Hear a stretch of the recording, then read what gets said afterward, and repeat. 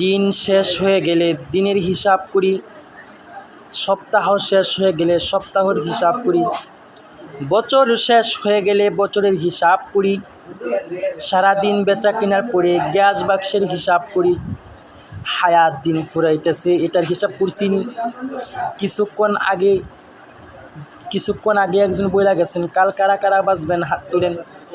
কাহারও হাত তোলার মতো ক্ষমতা হয় নাই, তাহলে বোঝা যায় মৃত্যু এখনো হতে পারে।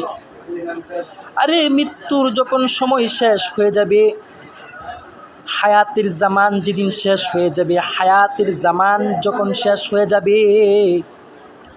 দুনিয়ার কোনো মানুষ নাই সে হায়াতের জামানকে আবার ফিরায় আনতে। কারণ আল্লাহ হায়াতের নির্দিষ্ট সময় রাখছে, নির্দিষ্ট সময় পর্যন্ত গিয়া হায়াত শেষ হয়ে যাবে। হায়াত শেষ হয়ে গেলে কোনো মানুষ আল্লাহর কাছে চাইতে পারবে না। হায়াত শেষ হয়ে গেলে সে কোনো কাজ করতে পারবে না, ভালো মন্দ কিছু করতে পারবে না।